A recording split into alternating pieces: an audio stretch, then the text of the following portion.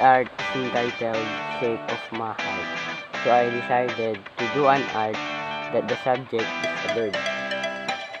This will be located not only in a zoo but also in a forest or houses. My observation when I doing this artwork is combining different shapes is form a different things that appear in your eyes and mind. The color I've been used is warm and cool color to show the animal that I formed clearly, that is the bird.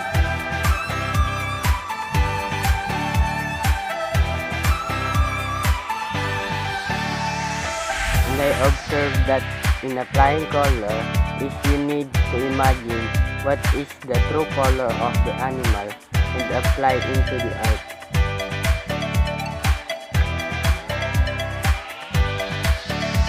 The format of my artwork is landscape. And the final title of my art is The Beautiful Bird. The meaning of my artwork is even your dream is so very high, trust yourself and someday you will commit and take success.